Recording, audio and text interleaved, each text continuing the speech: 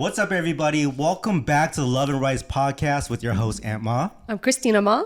And today we have a very special guest that I think you guys all know. We have Kelly Mee Lee here from Netflix's Bling Empire. Thank you, Kelly, for being here. Oh, thanks for having me. Yeah, I'm thanks. excited for this episode. I'm scared for this episode. Why?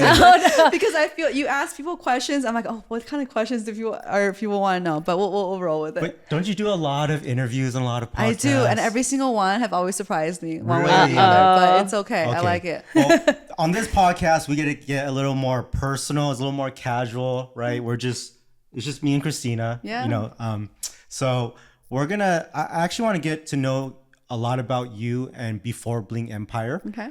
So I want to talk about that and how even Netflix and Bling Empire found you or discovered you to be on the show.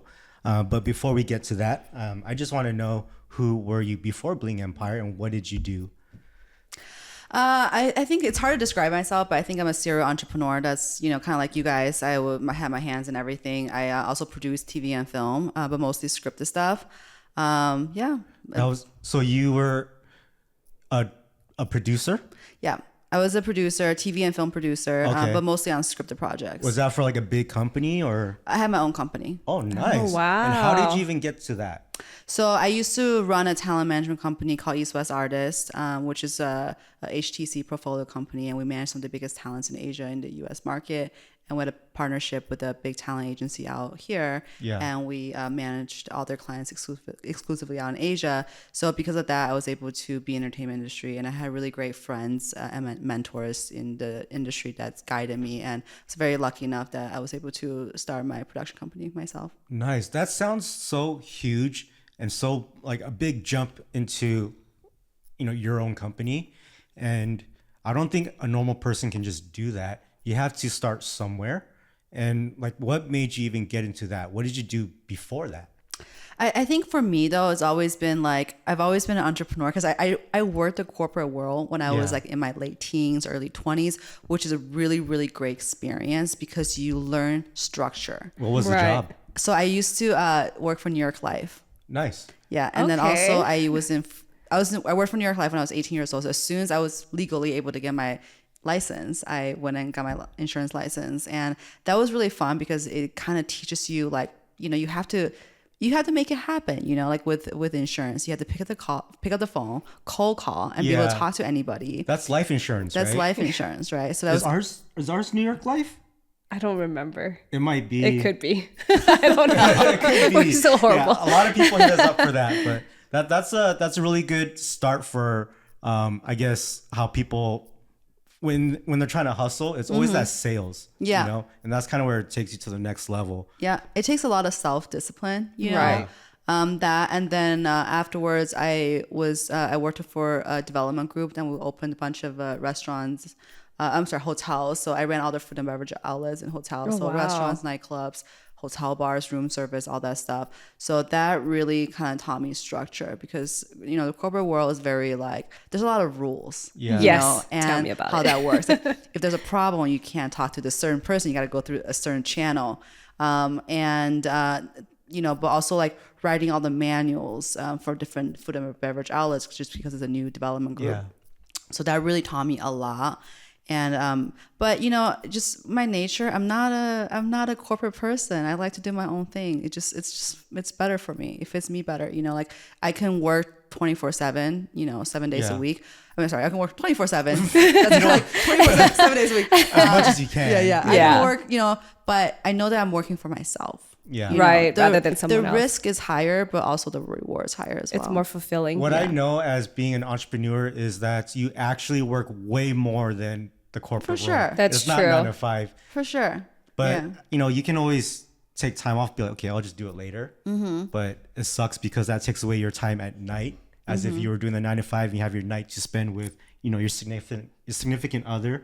That's something that you have trouble with, right? Yeah. Well, because going back to like corporate life too, I was actually an HR manager. So when you're talking about writing manuals and doing everything by the book and having to like follow certain rules, right? Like it's just, you have to do everything within like a certain schedule. You can't go past like 5:30 at night compared to like now. So I'm still adjusting to that, even though, you know, I've kind of been in that entrepreneur life like How long maybe have for you a few been doing years. YouTube now?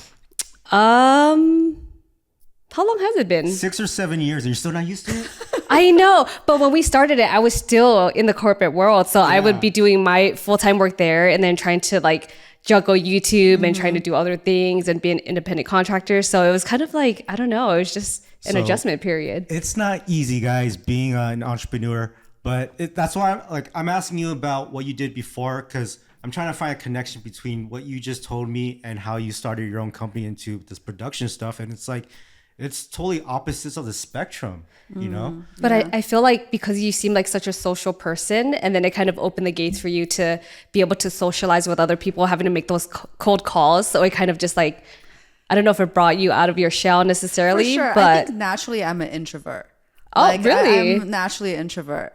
So, but I think, yeah, like you said, but I can turn it on if I need to. But like for me, I enjoy like, I enjoy like individual conversations like this instead of like big parties. I enjoy like getting to know, you know, each individual person instead of like just kind of the surface small talk. But that's me. But you know, sometimes it requires you to have a lot of small talks when you're at big events. that's true. That's true. So now you started your production company, right? And you are actually, I don't even know what you're doing with this production company. If you can explain a little bit, because I'm trying to figure out how you even got to Bling Empire. Yeah. So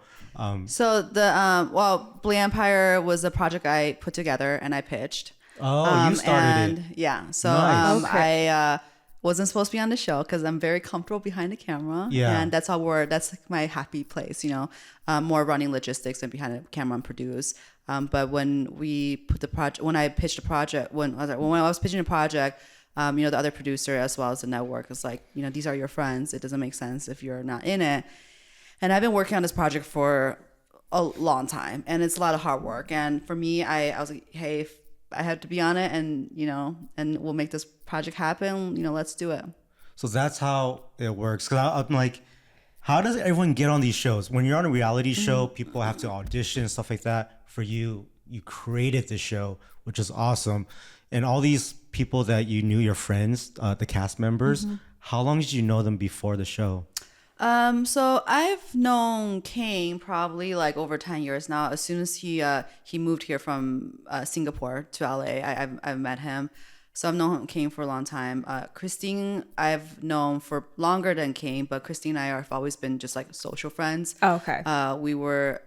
We sat on the same board in a nonprofit, so that's how we knew each other. But we were never like close. You know, and the rest of it, like Kevin, we only met about a year before the show started because we're looking for somebody that's like, you know, we're looking for a good-looking single. Yeah. There's always got to be the guy that takes off his shirt. Oh yeah, he's that guy. So you know, so that's how, like, you know, kind of how the cast came together. I think it's pretty dope that you have all your friends that you wanted to put together on a show. It's almost like the mentality of, well, I mean, you're hustling, and that mentality is like, if I eat, you eat, right? You bring your friends together, and everyone kind of just grows together. And so with this show that got so popular, like she was watching this all the time. Yep, you know? I was. And so when I would be done with my work, I'd be like, oh, what are you watching? And I got caught onto it too, and I really loved it. And what can you say about the show that I'm sure has changed your life? You know, what about the show? What part in the show, or I guess when I hear a lot of interviews that you do, you talk about how you're able to spread awareness on certain things, that you can share a lot of stuff like that. What is one story that you really loved sharing on the show? Oh, one story I really loved. I love the storyline with my mom, you know, just because I think a lot of people, well, first of all, I think a lot of people can relate to it, not just Asians, you know. Yeah. And that was really raw and real for me. And, you know, because of it, I think I know that we got closer, and, you know, and we're able to build a business together and build a friendship, which is really weird to say because, you know, it's my mom. I've known her my whole life, but I really didn't have a friendship with her. Why did you think that the show brought you guys together? You know, I think you know, with the reality show, it's how you make it. I think for us that we the camera kind of pushes us to deal with problems that we might maybe bury, right? Just avoided. Exactly. So I think, obviously me pushing to speak to my mom about how I really feel, and that was really powerful for me. And also the second thing, obviously, is going to therapy. I just didn't know therapy was a thing, really.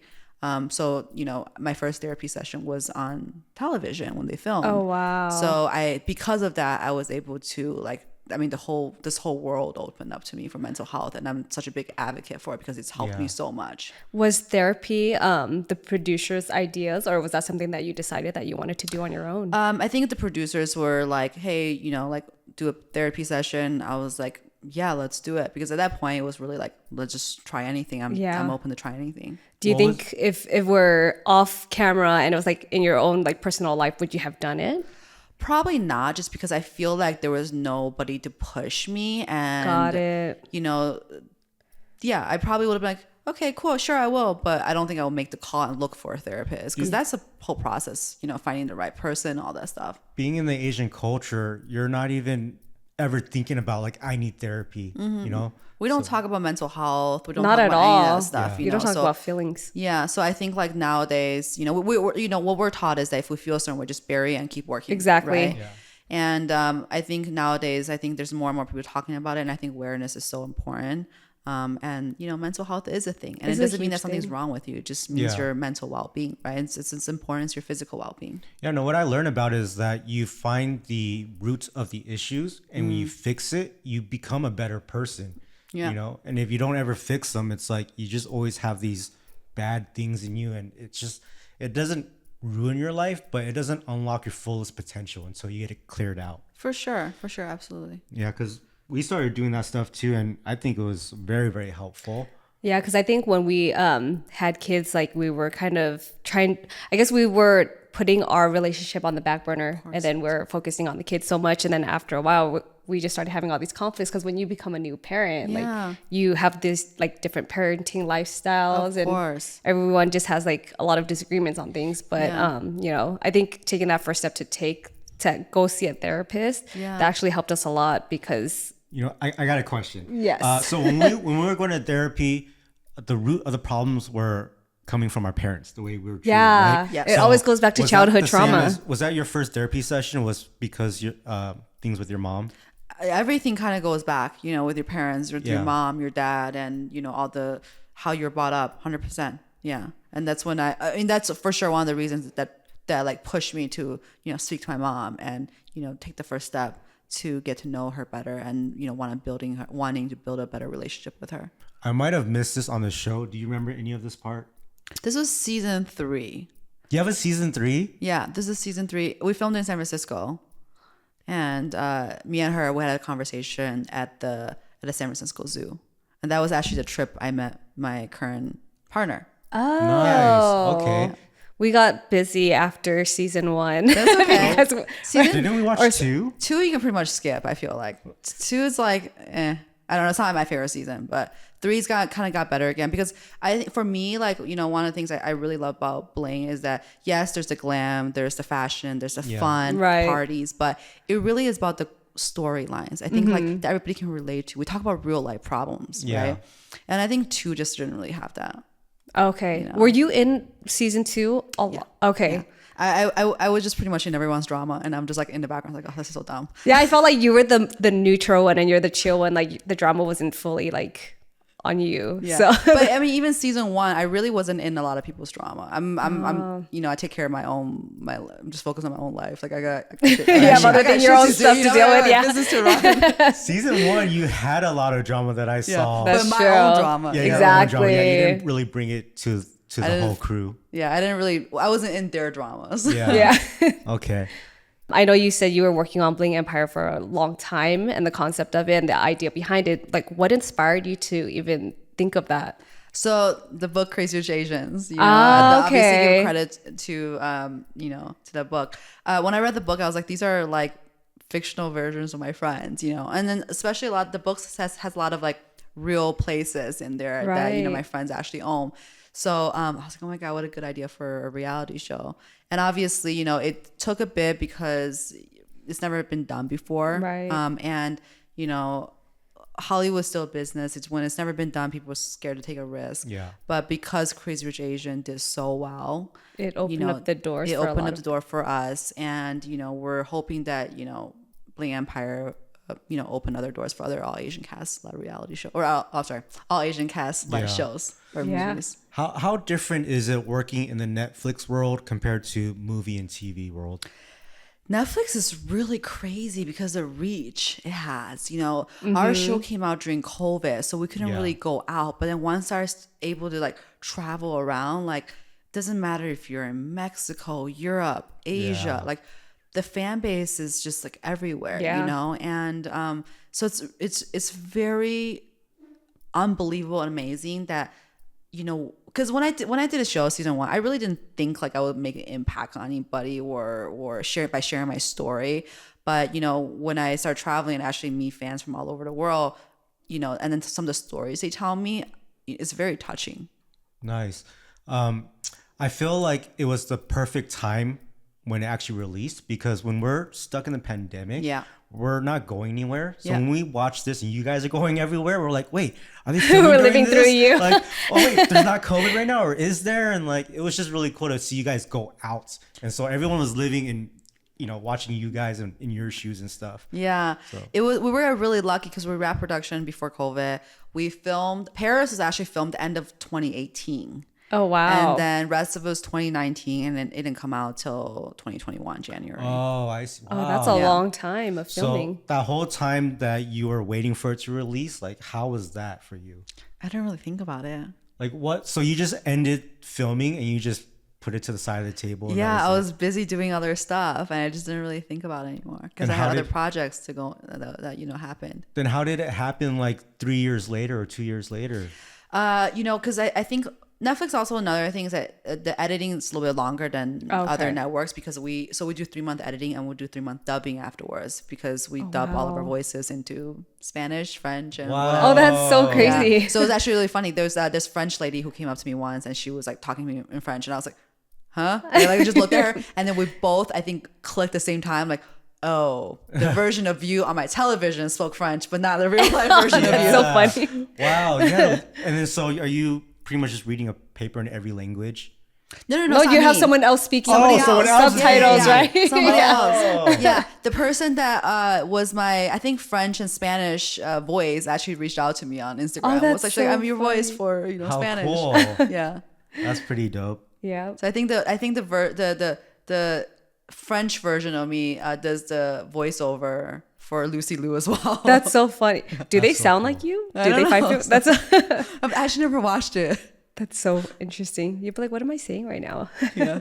The things we would never know. Yep. The secrets of Netflix and Kelly being on Bling Empire. Are we gonna have another mall on the set with us soon? We might. He didn't do his hair, so I doubt he'll come on. Oh, I was talking about you. Oh, okay. So I don't know if a lot of people know what you guys are talking about, but we're gonna get to it. So something that I want to talk about is how you're able to go from the relationship that we all saw on Bling Empire with all the drama that everyone saw, and now finding love and having a baby in a short amount of time. We've been through that as well. We dated for a year and then got married. 2 years. Is it? I don't remember. We've been married for like 10 years. Like 10 years, so yeah. It's getting a little blurry to me. But going to you, how long were you with Andrew? I was with Andrew off and on for like 5 years. Okay. Yeah, it was a very long time. So the reason why I bring him up is because on the show, there was this guy that we saw that was very angry, right? And there's a lot of issues that we saw on the show, yelling and just stuff like that. And a lot of people are in that type of relationship, right? They're stuck in that relationship and you're in that for 5 years, like at what point were you like, okay, this is enough and you wanted to move forward? I think I had that point many times. Like, this is enough. I'm ready to move Yeah, forward. right? But it's just repetitive and you can't let go. Yeah, it's pretty crazy once you're like in a cycle, I guess. Like I never really even know that I was in a cycle. Like, Yeah. Were you thinking he was just like the only one and that's why? No, not at all. I think, when you're in a relationship, when you care about somebody, you just trying to make it better and make it work, right? And then especially like for me, I'm a very loyal person. Okay. Yeah. And obviously, Yeah. don't be a slave to your loyalty, because this is not loyalty. But I think also another thing, is that like instead of when you say how I got out of it in a sense, I don't know if the exact answer per se, but I think like during a lot of time you're trying to help this person, right?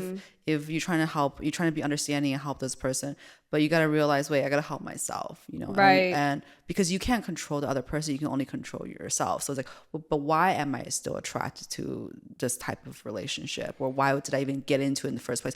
I might have got into it like not knowingly. And then one thing, everybody knows, you kind of just have like, the next thing you're like, wait, I care about this person. Yeah, you know? you're like, but I love him so much, right? But I think if you give yourself a little bit distant, and then for me, I spend a lot of time like improving myself, because that's the only thing I can control. Right. So by doing that, I become stronger mentally. So when you were in that zone of improving yourself, was that while you're still with him or while you're kind of taking time away? Yeah, it was after he moved out, which you guys saw on episode 1, season 1. So after he moved out, I was able to have a little bit of, space and be able to do that. It was really hard to even get there. So I think like, because of the show and because I think the pressure of, everybody's in your personal life. When you're filming a show, you have like 40 people in your personal life, because of that, I think he was able to move out. And I don't think he's a bad person. I've never think that in a sense. It's just more, we're just bad for each other. I mean, he looks like a great guy, but it's just, everyone has their own little things, right? Yeah. And then another thing is that people bring different sides of each other. Wow. That's true. That they never knew right. existed. Yeah, exactly. So like for me, like I think it's just we're just in a match. And then, How long were you guys together before the show? about like 3.5, 4 years. Oh, okay. I think, yeah. So you guys were kind of almost at like the tail end of the relationship then while you guys were filming. Yeah. I think the hardest part that everyone, when they're in this situation, it's trying to get that space, because without the space, like you said, you can't really grow, right? And no one ever takes that step to get space. Yeah, and also it's hard when you're in that kind of like toxic relationship, because the other person doesn't want you to have the space either, and it's hard for you to get that space, But you have to put your needs before that. Do you feel like, or did you even realize that the relationship was toxic, or that the way that he was treating you wasn't okay? Like before you even got into the show and you have like everyone giving you their opinions? Yes, but like obviously back in my mind, I was like, yes, but I don't think like it was I never labeled it. Like right. I think, even saying the word, like I was in a toxic relationship, it still sounds really weird to me, but I think we should say that and just actually see things as it is. 'Cause I always feel like, I think like we're not really being that honest with ourselves sometimes, because we also want to sugarcoat, ourselves, I feel like the term toxic just recently started coming out too, right? Because before that, like that wasn't a thing that to wasn't say. a thing. I didn't know what the term, oh my God, what's it called? What was it? Lighting, what's that word I'm looking for? Gaslighting. Oh, gaslight. That's a new term too that came out. That was a term. I didn't know what it was, because when the show came out, people were like just like messaging, he's gaslighting you, gaslighting. I'm like, what does that mean? And I had to look it up I had too. to Google it, and I was like reading it. I was like, I still don't get it. So I like watch some YouTube, some people explain it a little bit. I was like, oh, that's that term. I did the same thing, because you have to look into it, and I was like, okay, well, this is the definition, but what is it? Yeah. give me some examples of what gaslighting Is is. the example just like pushing buttons? Is that what? No, so basically like, it doesn't admit false, right? Like so like you say like if I'm like I'm like, hey, the drink is actually bad, like, and you're like, well, that's your fault because your taste bud's off. You're like blaming on the other person and making so you it always seem twist delusional. it instead of like accepting the fault, or it's like, oh yeah, I'm sorry, let me see. make you a new one, Yeah, then that sounds like a person who's an asshole. Pretty much. Or it's like you're having an argument, and then like say if your partner comes to you and they have a problem that they have, right? Like, oh, I feel like we don't communicate. And then, yeah, same thing like, oh, well, that's your fault because you're not communicating to me first, or because you're doing this, or you make me not want to talk to you. It's stuff like that. But the funny thing is that after I realized the word gaslighting, and I'm like, I can't watch Korean soap operas anymore because I'm like, you guys are just gaslighting each other. Right. Like, you know, like the Asian soap opera. That's true. That's crazy. That just shows how old I'm getting because I had no idea that's what gaslighting meant. Yeah, usually when I hear about it now, though, it's always more so like on the males, right? They're always like, oh, the guys always tend to gaslight the women, but it's not so much of like the women gaslighting the guys. I think it go both ways. It can go both ways, but then that's when I would start hearing it, and it's like, oh, is he gaslighting you? And I'm like, whoa, what is going on right now? It's funny. That's why you haven't heard of it. That's a lot of drama right there.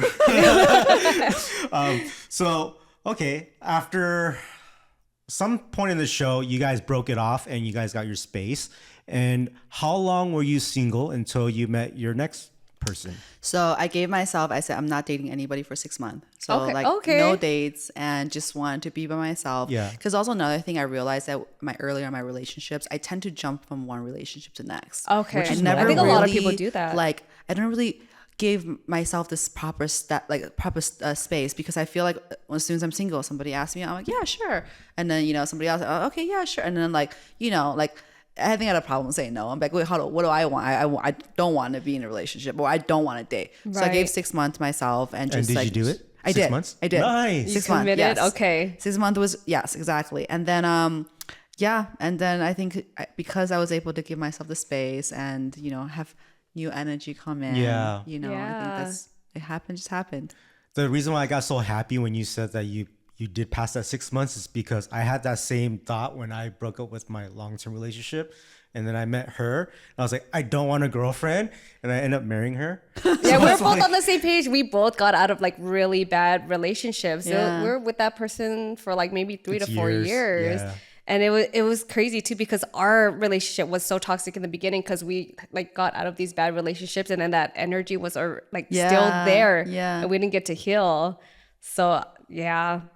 So props to you. Like 6 months sounds like such a short amount of time, but actually committing to it and not letting anyone in, like that actually feels like a really long time. It was just because I think it's like, again, people was like when I had a lot of people ask me on, like a lot of guys asked me on dates at that time, and then you know I was like, seems like, what if this is like my soulmate? You know, I'm missing a chance. Like, but you know, I know that for me, I needed that space. Yeah. Because otherwise, I wouldn't be able to give myself the best version of myself to the next true. relationship, next person. So how long did it take for you to meet the guy that you're with now? I met Will in October, so I don't know, 8-9 months. I don't know. Something wow. like Okay, that. yeah, that's not bad. Or something. I can't do math, but yeah, something like that. That sounds about But you're right. Asian. Yeah. You're supposed to be able to. I'm a bad You Asian. know how bad math I am? I'm a Bad college Asian, dropout. yeah. Sure. We all don't know math. Okay, so that's not bad. 8-9 months. That's like your actual that's the normal time lanes where you're just like, okay, maybe I should start again. And I guess now from meeting him 8 to 9 months later, and now you guys have a baby. Wait. I want to know how you guys met first, though. We're jumping a chapter, right? All right.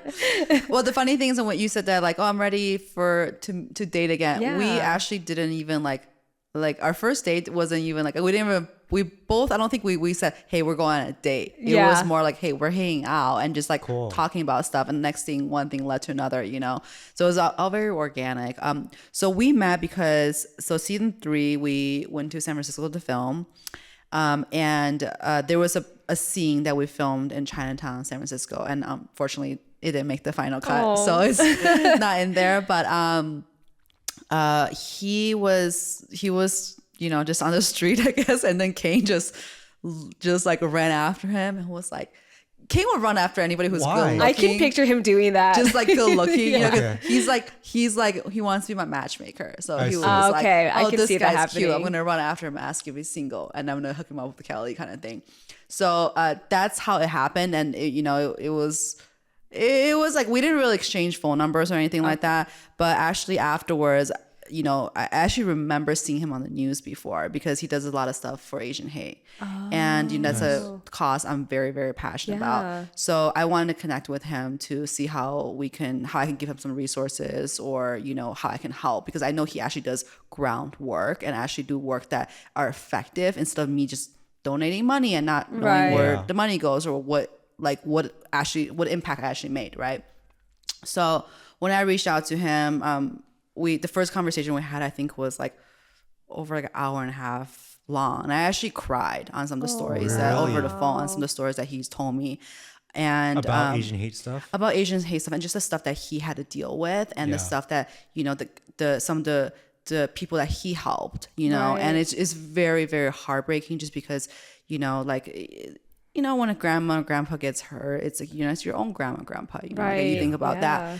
So so that's how we kind of start talking, and then about and since the first time we talked, we pretty much talked every single day, but there wasn't any we weren't romancing each other but we're pretty much in contact every single day. And then 3 weeks after that, I was going to San Francisco for only one night for a meeting. Actually, I wasn't going to go for one night. I'm sorry. I had a meeting on a Monday. I said, hey, if I come out on a Sunday, are you free to meet and grab coffee, right? Oh wow, yeah. And again, wasn't anything romantic. So so we have Sundays off and Mondays are office day. So Mondays normally when I do all my work, and Tuesday to Saturday we film. So our schedule is really crazy. So Sunday is my only day off. So I flew in earlier, and we're supposed to only just get coffee. I didn't know he didn't drink coffee, but Oh wow, but he was like, I'm gonna come out just for but you. we ended up spending over 10 hours together. Oh wow. And I didn't get any of my work done that I was supposed Yeah. to do for my next day meeting. And it turned into probably the most amazing date ever had in my life. Really? And I think it's What made it special? it's just a conversation. Everything just clicked. It's kind of I'm sure you guys had that since you guys, got married at such a short period after dating, and you guys are still together. Yeah. It's just when and I've always heard that people say, oh, when you meet the person, I was like, okay, that's BS. But, Right. but when we met and we just clicked, it's this is my person. And Yeah. and he felt the same way, and there was just never any conflict and issues. I didn't know relationships could be like this. Yeah. I feel That's like because there was no pressure, and then there weren't any expectations, you guys just kind of got together in a sense of building a connection and having those casual conversations, and that's probably how it happened. So it was more on an intellectual level. It's than definitely anything else. the no pressure thing. Yeah. I think that's what it is. Because Yeah. you weren't looking for something. Yeah. And then you weren't chasing anything. And everything just kind of happened. And you talking to someone, and Yeah. it just got better and better. It just, yeah, exactly.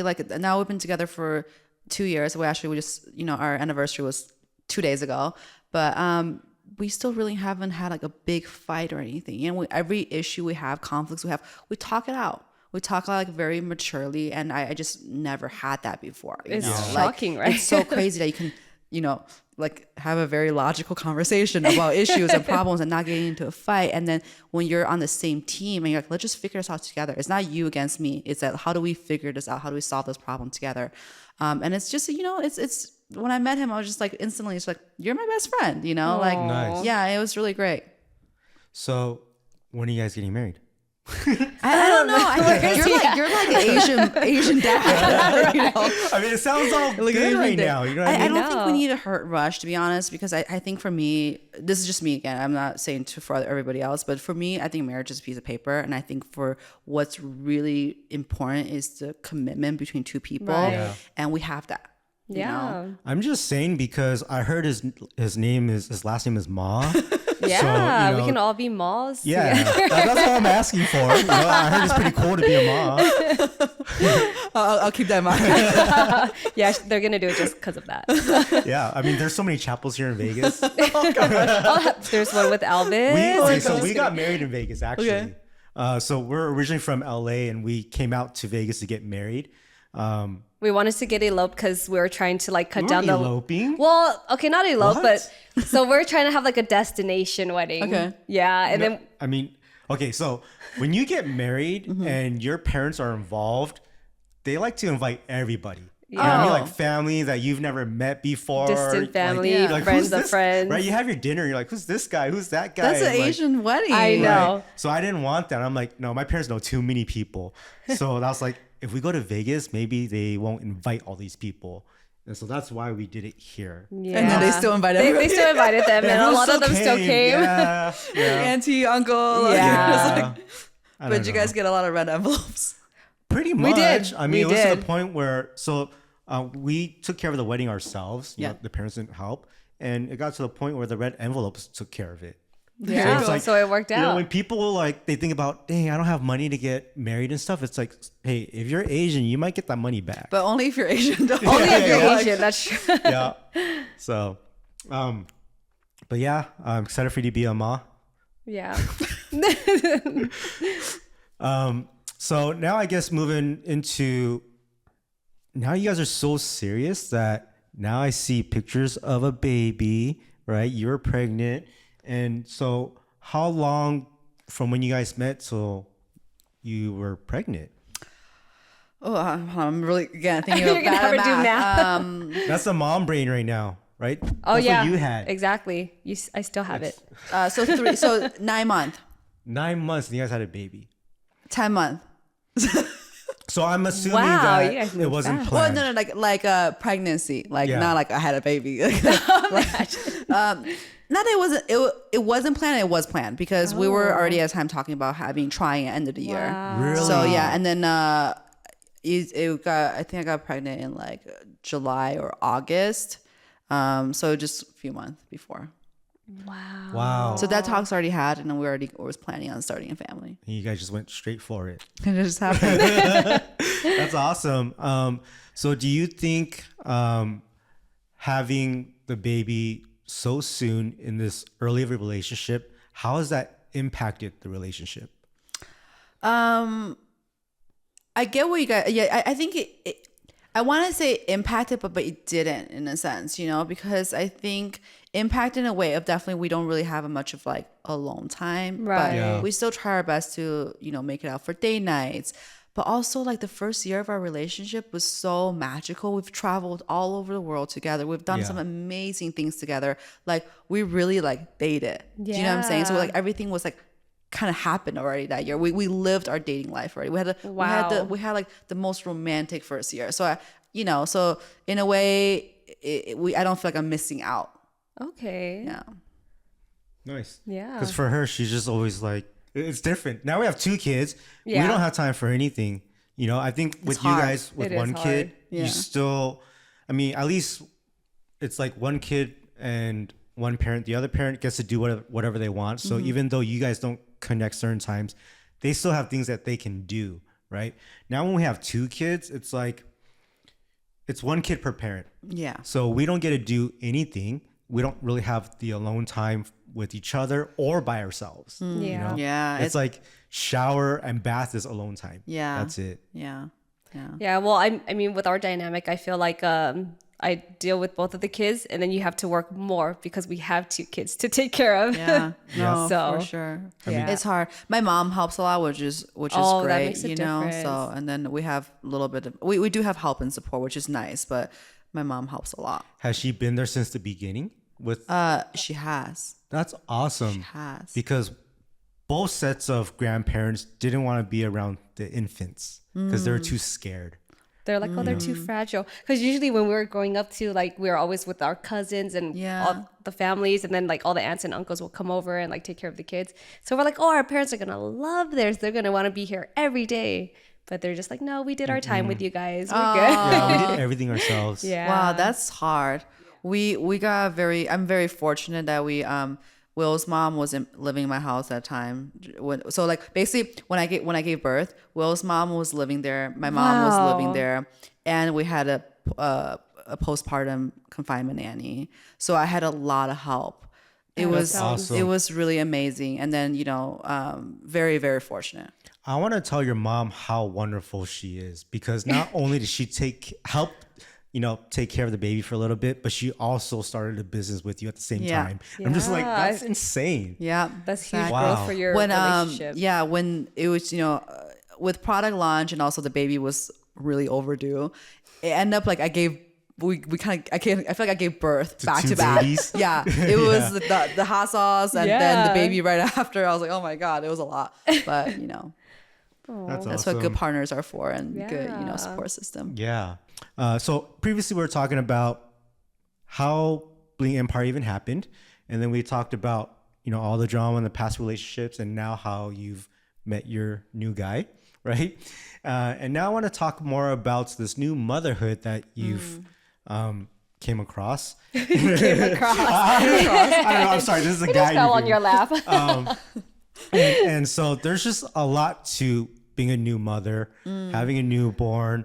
And, you know, we mentioned how this was all done in such a short amount of time. And you all started a business at the same time, right? So you're saying how you have pretty much 2 babies that you started around the same time. Having a baby in such a short amount of time with William, does that affect anything in your parenting styles? Because you guys talked about parenting, or well, you talked about having kids, but I'm not sure if people even talk about parenting and how they would parent and stuff like that.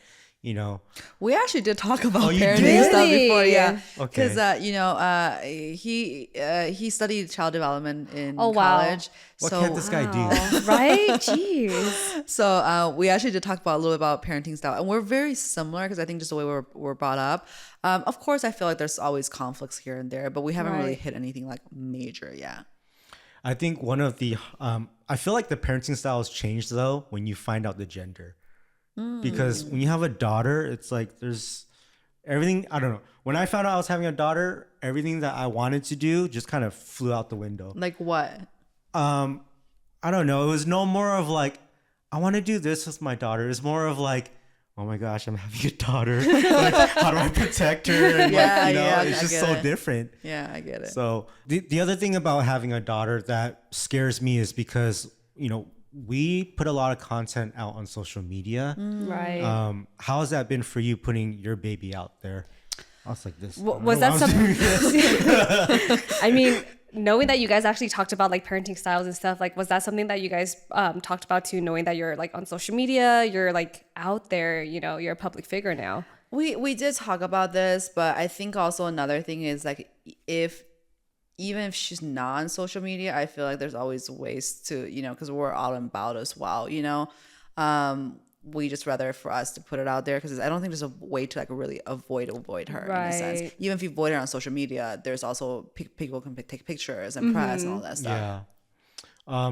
You know, going with the social media thing, how has that been for you as a new mom? Because when she was going through it, people would comment all the time, like, you should do this, you should do that as a mom. And you're Yeah. like, And no. I know you actually posted something about that too. And I remember you're being vulnerable and kind of like showing your day-to-day life, right? And then I know that there are like some moms that were maybe going at it with each other. Yeah, the mom group is very like Catty. opinionated, Right, yeah. You know, but there's also a lot of women who are so supportive as well. Right. It really is a beautiful community, and I just discovered that because I've always had respect for moms, you know, but having a kid myself, it's a whole nother level of respect. Yeah. But that one was funny too because I just put together like a simple like reel. You know, my daughter is 6 months, and we're like, there's this daycare in LA that like a lot of my friends' kids go to. So I was like, yeah, let's me try to drop her off for like an hour, Yeah. you know, at the first day. And we're trying to do it for like a couple hours a day just so she can socialize, right? Because Right. she was going through that phase where she was like,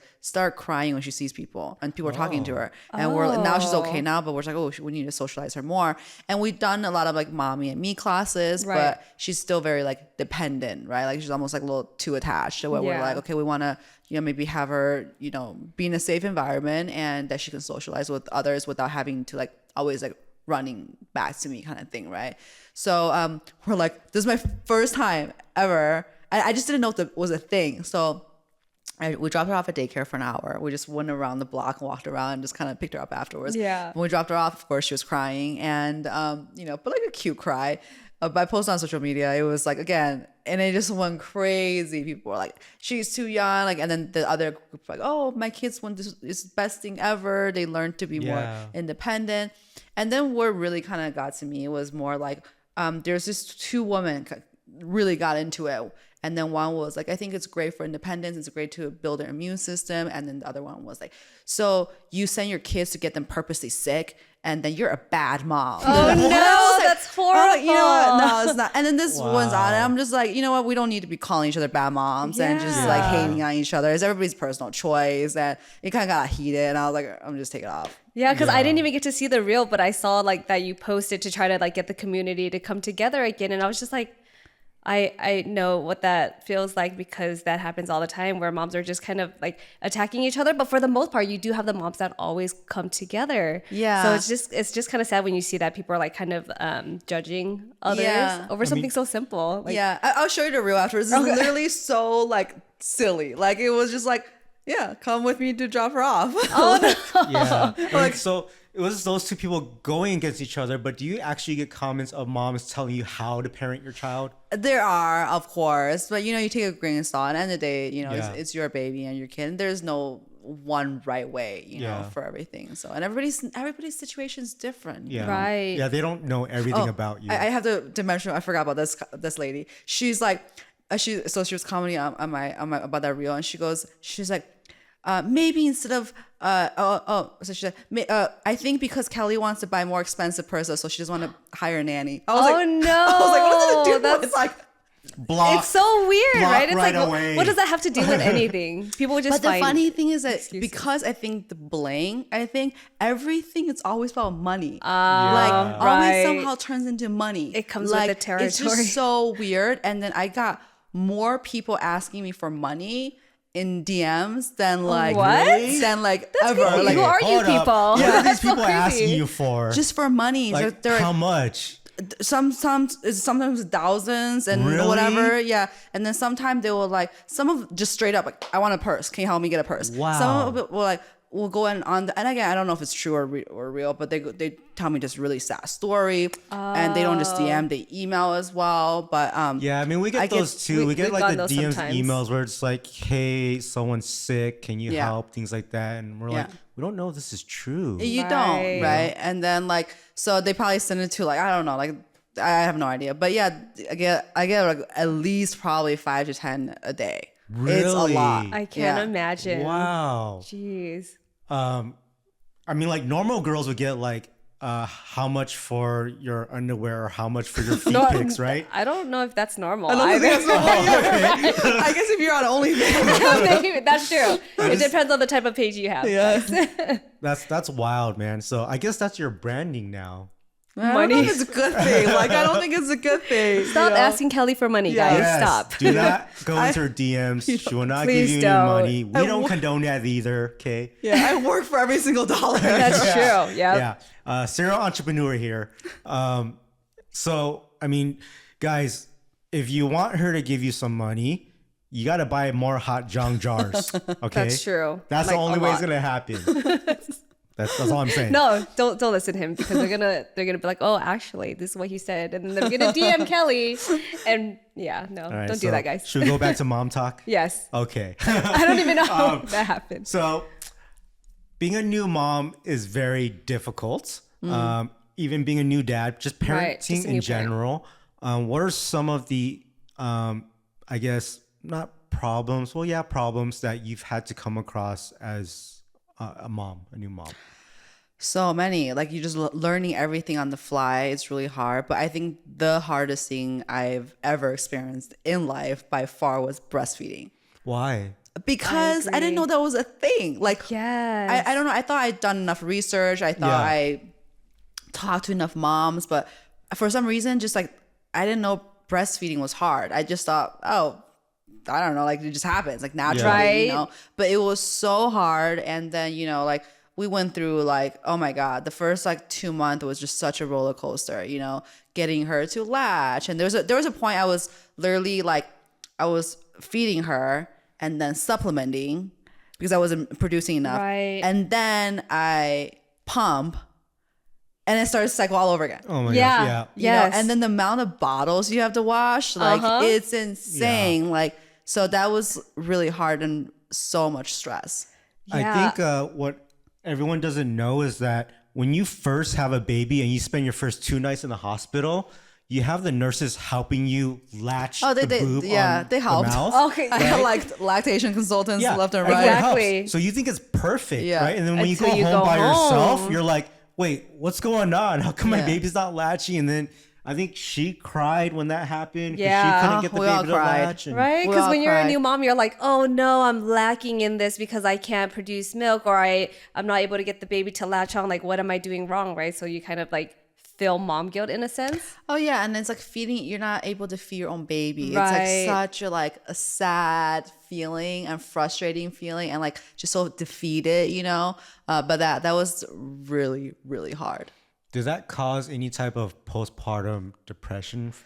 I was really lucky as far as, and I can see why, like postpartum depression, because your hormone just like, it drops like Exactly. insane, crazy. And I very unfortunately, I have 2 friends who passed away from postpartum depression. So that was such a thing I was really scared of. But I was really lucky where I had a lot of support in my house when, when Millie was born. So that was actually really helpful. So I was never really alone. And I had a lot of, if I wanted to, just rest for a little bit, I was able to pass her to somebody, That's So, good. and I have food that was made for me. So I was very, very lucky. But single moms, like so much respect. Like they're heroes. It's a lot of work. Heroes. How do you feel like everyone was very supportive in a sense where like, because I know that when I was trying to breastfeed too, being a new mom and everything, like there was a lot of pressure of, oh, you should just breastfeed, don't supplement, don't give formula. Do you feel like anyone was trying to push you towards that direction, or they didn't agree with it? I don't think anyone's really pushing me, but I think just subconsciously, because we know breastfeeding is the best, and I think I gave myself more pressure than anybody else gave me. Okay. Well, Well, that's good, because I feel like you always put more pressure on yourself, but Yeah. just knowing that you had like your moms, right, Yeah, to be yeah, there yeah. for you and stuff. yeah. Dealing with all that's a lot, right? Yeah. And then you're still also doing all these other businesses and other things that you're doing. Like, how do you find time to, I guess, self-love and work on your mental health? Because that's something Yep. that you're always talking about. Yep. It's very hard. And I'm just kind of getting back to it. I for sure put it like self-care. I've for sure put it In the in the back back burner for a long time. But, now like I still try to, if I can, get a massage, Okay. like, and then also voice that out, right? If you have a support system, if you have your significant other or your family or anything, just voice out, hey, is it possible for you to watch my baby for an hour and a half? I think you have to just have to ask, like, Right. like just so I need a little time, and also, now she's past her 6 month, so she sleeps, pretty well now. Yeah. So at 7:30 she goes on. That's the time I'm like cleaning the house and I'm like getting organized and that kind of stuff. The 6-month mark is like the sweet spot. That's when they get all the vaccinations, right? And like now everyone can come see the baby, and yeah. So that's cool. Yeah, I feel like it's just so different because for us, I don't know. I'm just like hearing this side of your what is it, your newborn phase, right? And then for us, I'm just like, oh, I wish we had that support system too. Well, the thing is that she, like she said, she voices it, right? Yeah, exactly. And then at the same time, she also looks for the services, right? That's true, So like, right? She, you have a nanny. I had a confinement nanny. Okay, so that's different. So, we're talking about nanny is what we would want, Right. But a confinement nanny, this is something that is it only in the Asian culture? No, actually, it's surprising. So I put a video out on postpartum confinement, and actually, a lot of other cultures Really? have that as well. Oh, Yeah. I've only seen Chinese ladies have this. Yeah, actually, a lot of other culture have that as well. And like, what is the reason for this? Your body to heal, because when women give birth, it's a big undertake for their body, and their body Yeah. needs time to heal. Yeah, you're losing all these nutrients and vitamins too when you're like going through labor and giving birth. As the guy, I'm looking at it, and I'm like, well, that sounds great, but then my wife didn't go through that, so I'm just like, most people don't have that. Yeah, that's Like, true. So I'm like, what else is so special about it, or like, what does this nanny do? I think. Well, here's the thing. I think like people have like a conception that postpartum period in the Asian culture is because it's a lot of money, right? Right. But also majority the families do it. They do give the mother or the new mom a That's month true. at Yeah. least. The Yeah. family will come help, all that stuff. But the nanny really, she's just like does everything pretty much. Helps take care of the mom. Her job is to help take care of the mom and the baby. Yeah. Okay. Right. So she Right. cooks all the meals. Oh, So that's all the nice. confinement meals are very specialized because like week 1 you're supposed to like eat food that's like helps with your blood, like help because you lose a lot of blood, Yeah. right? Did you have the was it like chicken pig- ginger soup and like pig's feet and all all of stuff. that? The ginger pig's feed With the rice wine. a lot of tea. Okay. And like pretty much everything. You get the fish, because fish also, certain type of fish is very good for milk production. She can do lactation massages for you if you want, and she spends the night with the baby if you want her to, but majority they do. How do you find this person to trust? Like, it's a little bit hard. I was very lucky that I got a referral from a friend's friend. Okay. But we interviewed a lot of people, and there's a whole community. I mean, they're very professional. A lot of them, they go to school for this. Really? So it's not just like, Wow. oh, I thought it was just like some Asian mom or Asian auntie. Yeah, in Asia especially, they go to professional school for this to wow. train. Yeah. Well, yeah, because they gotta watch the baby. Yeah. So we got ours from Taiwan. And she came out and stayed with us for 2 months, and it was so great. And she just became part of our family during that time. Where does she stay? Just like in an extra bedroom somewhere? She stayed in. They stay with the baby in the nursery, so they have an extra bed in the nursery for the nanny. So they take on that responsibility so that you can rest and recover. rest, yeah. Wow. That's awesome. So literally from when the baby wakes up and goes to sleep, that nanny's there. Yeah, but you kind of help out too, because she cooks and all that stuff. And then in the afternoons, pretty much we gave her the whole time to nap and sleep. Nice. So we took care of the baby during that. But yeah, they're on 24/7. So at what point of having someone help you like this, where you're like, this is great, but also wait, she's spending too much time with my baby. I need to bond with my baby more. Right? I think it's a balance, right? And that's also why with her, like a lot of time we kind of help take the baby, for sure it's a balance. And sometimes she's busy making food, Yeah. That's true. Yeah, I guess it's different because our experience with yours, because we had the kids like five years ago, right? I don't even know if that was something that we even knew about, like having a nanny. Well, our family just, I don't know, they never talked about that, so we didn't know. Well, I think because your moms were there to our moms were there to help us. And I remember like my mom was always making that chicken ginger rice with the soup and everything too. And I had to drink that like for a month. I was just drinking that every single day for a month. Were they really strict with you on like other rules, like your feet can't be cold, or you can't shower, you have to wash your hair with like ginger water or something?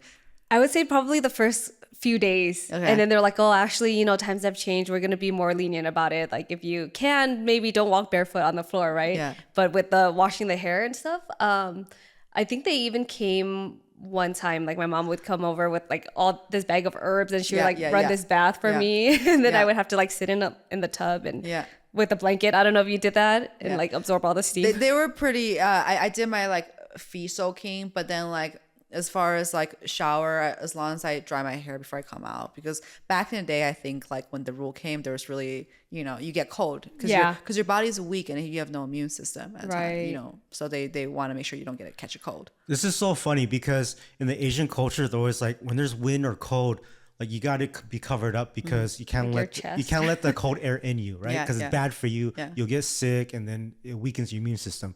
But then in the American culture, it's like, no, science has proven that cold has nothing to do with you getting sick. And so like I don't know, it's kind of weird. But I believe in. I know. I'm like, this every is time how I'm my whole life cold, has been. I do get sick, so I believe that. Yeah. But I know she was taking like a Asian ginger bath for like a couple weeks, right? That's something that you have to do too. What is a ginger bath for? It just helps with your like energy and chi or whatever it is. Something like that. Yeah. I didn't see anything help. What do you? I think it's just supposed to help like with the healing process. The healing, probably. Oh, I see. Yeah. Okay. Okay. So what I hear from friends is that having this confinement nanny, it costs like $4 to $5 or $6 grand for the month. More. That must be like, I don't even know how many years ago that rate is. Okay. There's no way. Yeah. Does that include the groceries? Does she go buy them and she like? No. You she'll tell you what to buy. She'll always like buy some herbs whenever you reimburse her. Oh wow. And then you also normally tip another 20% on top. After the month? Yeah. So you're paying for their time and then But honestly, they work so hard. Yeah. That's what I hear. Yeah. I hear it's the best thing ever. It is. I'm very lucky.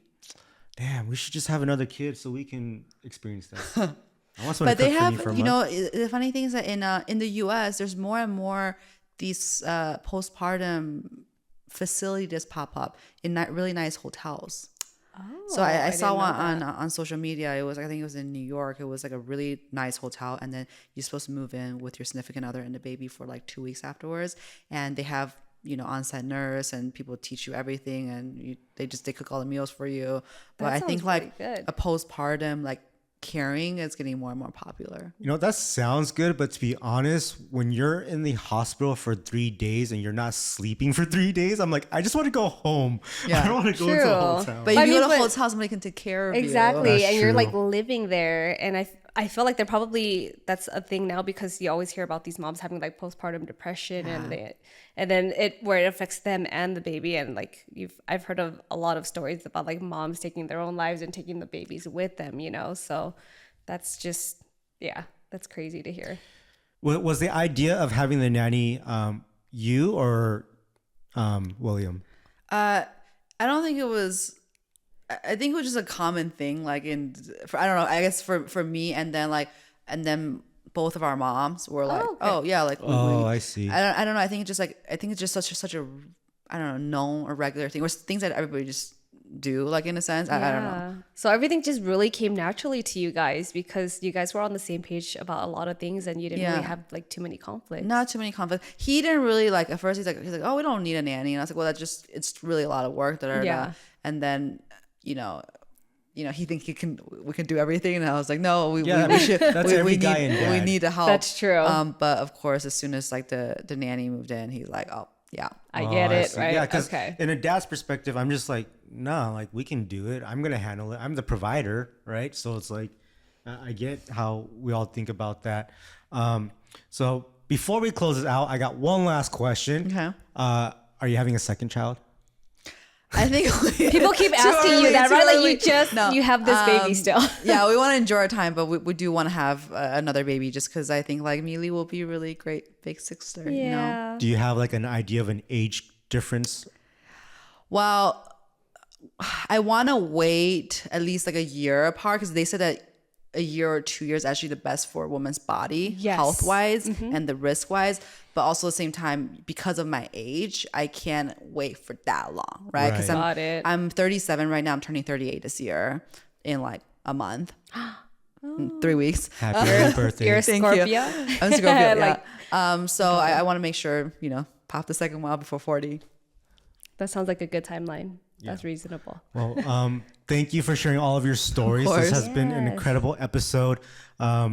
Guys, check out Kelly in the description box. You'll see everything where you can click on her Instagram and her show on Netflix on Bling Empire. Also, make sure to follow us on Love and Rise Podcast on YouTube and all podcast platforms. And we'll see you guys next time.